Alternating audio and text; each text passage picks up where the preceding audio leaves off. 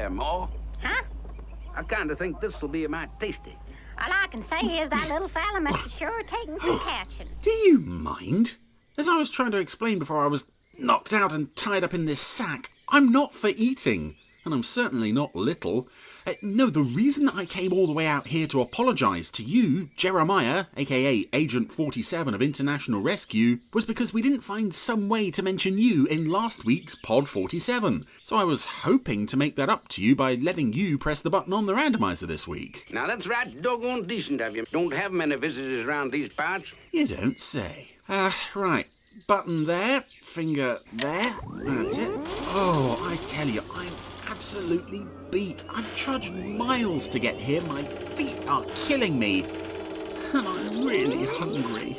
Pass me those cans of beans, will you, Ma? On second thoughts, I'll do without. Right, you've got the printout there, Jeremiah. Please don't tell me it's something we've been seeing a lot of lately. Yep, reckon it might be just that. Oh, you hillbilly.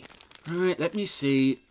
Yeah, okay, why not? Well, I hope everybody's ready for some more black and white Super Marionation today. We're off to the planet Triad with the crew of Fireball XL5. I don't rightly reckon they'll get very far in that there fancy buggy. No, they sure won't. Well, let's watch and find out, shall we? Well, it's another episode of Fireball XL5. I bet some of you are missing Joe 90 now.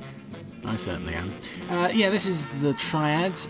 Not an episode I'm especially familiar with, I would admit up front, so not sure how much I'm going to get out of this, but we will see.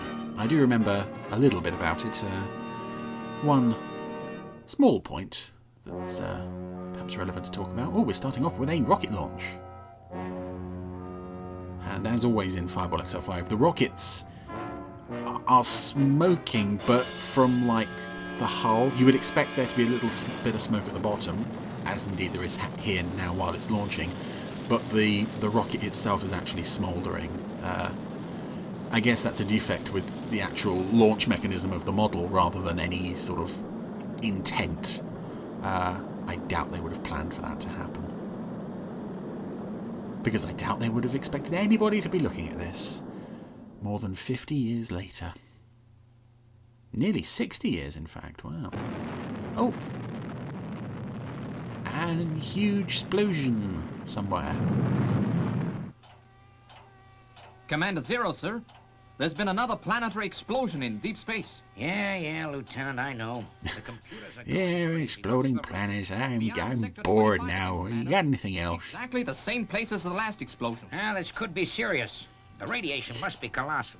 We've exploding planets. Yeah, I would venture to suggest that exploding planets are maybe a cause for concern. After all, you yourself do live on a planet.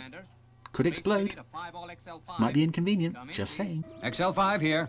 What can we do for you? I reckon Space City is... Steve's very jolly today. It's idly ho, Commander Zero. More information. That's exactly it, Professor Maddock. How do you read blastings? Yeah, can you pinpoint the location? We're getting interference. Oh, Zero and 90 are sharing a desk. That's kind of sweet. On a Triad, Commander. Triad? Isn't that the planet we named some months back? You ready to cross the space frontier? I sure am, Steve. Oh, they're going to boldly go where no one has gone before. Before that other guy did it. Oh, on the other hand, they have Zuni with them, so it's not as historic as it could 3 be. weeks. Should see us in Triads region.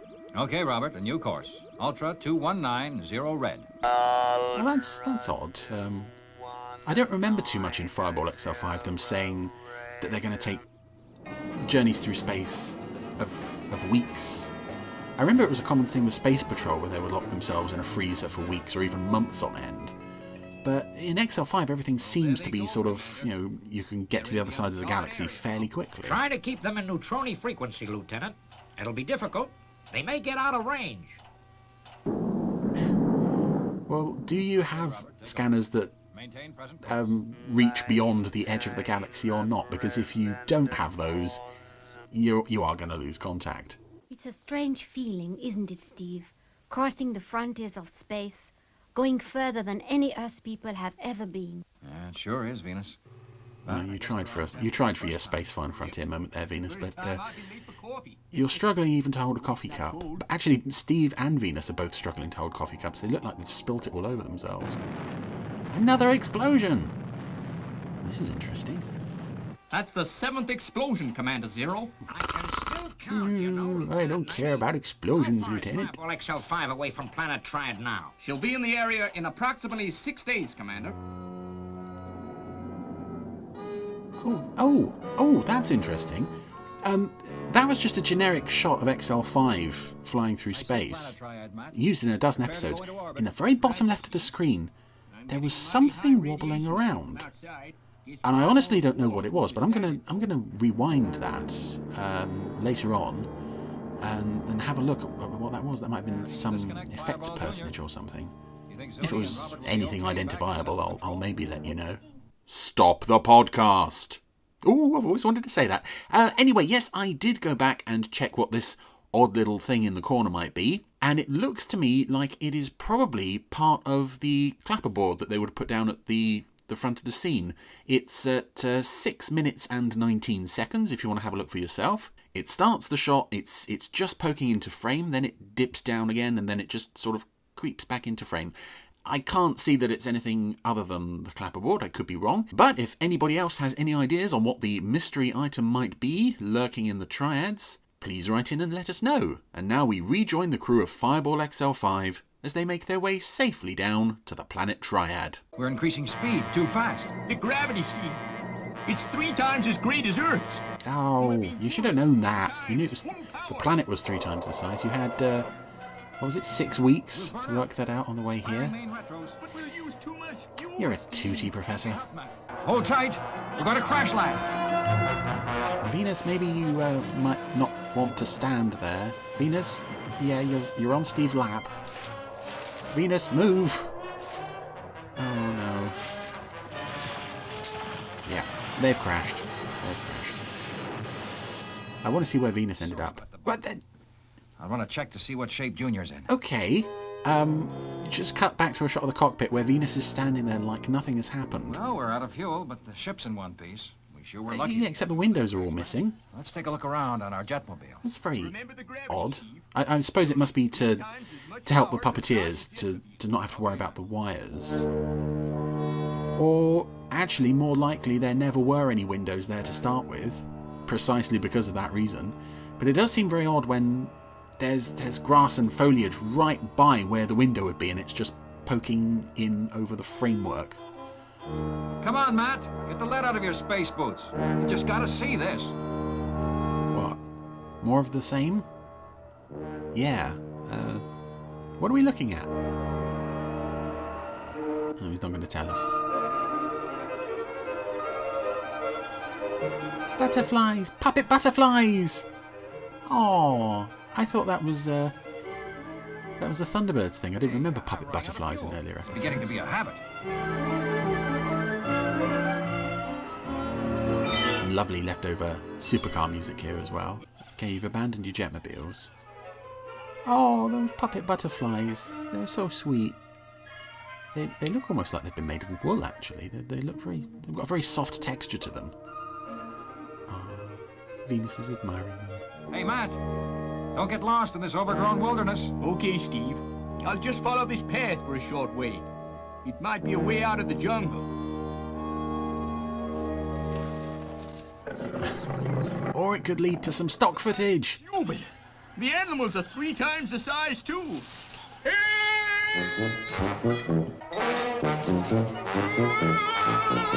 This is actually some rather effective running from Professor Matic here, even though I think it's the same shot repeated over and over. Oh. Matt, use your thrust. That shot of the puppet in front of the back projection shot of the lion footage does not work at all. But Matt's managed to escape into a tree thanks to his jetpack thingy. Where are you? I'm over here, in the tree opposite yours. How about Venus has been eaten by the lion, but, you know... Oh, Venus is in trouble, actually. She's, Yep, she picked the wrong branch to Matt, I can't hold on much longer. hide on. The lion is going to get her. Oh, no. How will we cope without Venus? Well, we might be about to find out.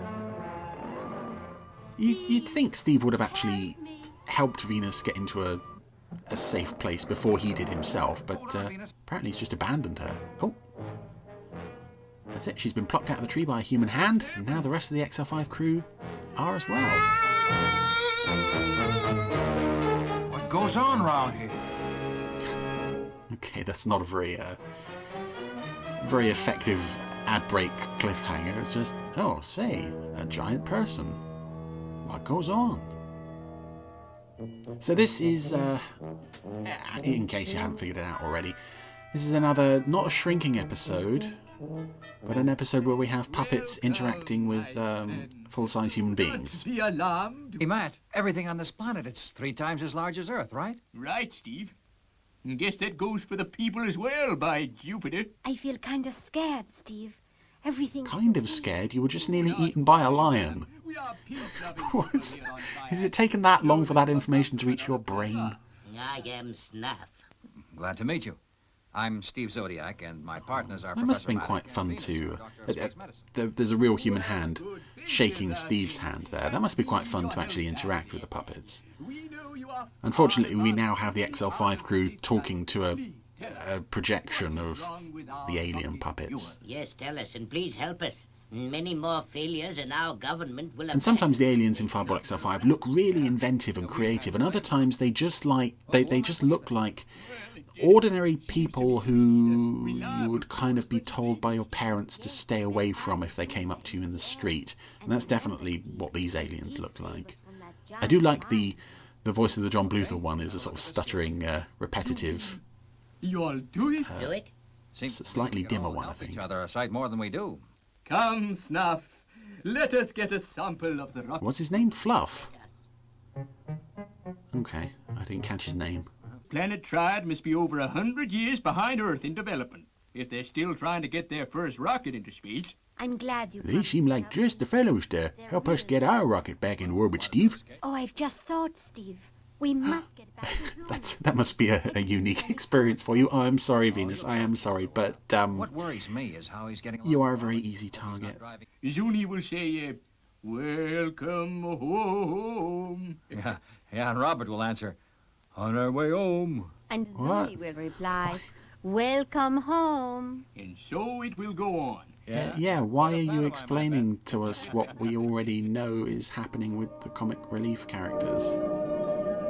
I don't remember ever seeing characters in an Anderson show do impressions of each other before. Welcome home.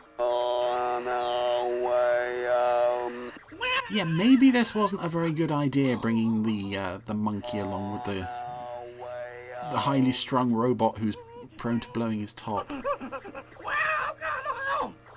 I mean, considering that if you get into trouble, which the XL5 crew have got into trouble, this is their first line of rescue, is Zuni and Robert. Not looking good for them. Come on, Matt. Let's get to work on that fuel. Yes, Professor. Remember Zuni. Yeah, that's the overriding concern here, is getting back to Zuni. You know, nuclear explosions are a minor issue. Zuni is what we have to be worried about here. Well, sure, I'm glad you 2 big fellas fixed up this wheelbarrow for us. Yeah, isn't it a bit risky for you guys to be handling this stuff via wheelbarrow and Yes, Professor. And- When I've got the cap off the bottle. oh god, what is she doing? She's got a knife. Venus is using a knife to work the cap off the bottle. Couldn't the giant people, the Triads, couldn't they do these kind of things for them? I mean, this is dangerous rocket fuel they're playing with here, and it's being treated like a bottle of Capri Sun. And another rocket that looks ready to explode on the launch pad. I know that's the what's been happening so far, but Ready for firing. all rocket launches in Fireball XL5 look like this. They all look like the model's about to burst into You flames. did a wonderful job. Now let's keep our fingers crossed and hope it works. Oh, the Triads have rotary telephones. Use on Earth. It's just got to work. Or we'll never Although be- they did say they're 100 years behind us in development, but 10 seconds to go. Yes, 9, 8, correct. 7, what is Plum or the other guy, the John Bluthal character, doing here? 4, 3. Oh, he stopped it now. That was quite sweet. His little repetitions. 0. Fire! Fire, he said. I like you. I really like you. Whatever your name is. So, the Triads rocket. She's broken free of atmosphere. Hooray, they've made it. Space! Is it going to explode? You did it, Matt. No. Wonderful. Success. The Triads have taken their first steps to conquer space. It's been a pleasure to help two nice guys like you. Yeah, it sure has. But there is one thing you can do. Matt sounded a bit Homer Simpson there. I'm not sure what that was about. I'm sure our government would like to honor you all for your invaluable service to our planet. But unfortunately, there's only 2 of us on this planet, as is the case with all planets in Fireball XL5. So we are also the government, and we insist you stay. Please return to Triad soon. There will always be a warm welcome awaiting you. Aww.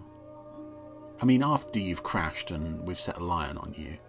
Okay, Matt. Speaking of, hang on, the Triads have just come to see the XL5 crew off the same place they landed. Do they not know that there's a lion on the loose round there? The XL5 crew didn't bother to tell them? Oh well. Maybe that's the reason the XL5 crew never came back to planet Triad, as the guys got eaten. Now. Goodbye, Earth people! Bye-bye. And thank you! Yes, and come again soon. So long! So long. Au revoir. Look out for the lion! Someday we will be flying to other worlds now. Yes, Graff, yes, yes. I hope they are all as friendly as our Earthlings. Well, that was a pleasant excursion to an alien planet, I guess. It's kind of a nice break that Triads weren't baddies as such. Okay, I'll get XL5 underway. You check out those 2 pets of ours. Unless their rocket launch was the first step in a grand campaign to conquer the universe. Oh, Robert's all but Yes, look at them. fallen They apart. both worn themselves out arguing. Sure is a relief. I was kind of worried about them. There's no room for sentiment in the service, Lieutenant. Take Then why are you everything two sitting on calmly the way chairs I having a nice cosy cup of coffee together? You've even got out the good china. Steve, it's good to hear you, boy. Keep on course, Robert. Keep on the course. Keep on the course. Wait, that's the ending? Oh, okay. That's a very strange ending. Well, that was the Triads. Well, it was okay, I guess. Again, it must always have been a great temptation to do either shrinking episodes or real humans interacting with puppet episodes. I don't know if they made the greatest use of it here. I mean, it's a nice idea, and I think an exception to this kind of episode that they didn't shrink. These were people who were already bigger than them anyway, and that they weren't hostile. But without any kind of central conflict, we don't really have much of a story here. And a couple of rather odd moments where, as with that ending, it was just a sort of non-ending. And the XL5 crew doing impressions of Robert and Zuni. It was a fun 25 minutes, but not one I'm eager to get back to anytime soon.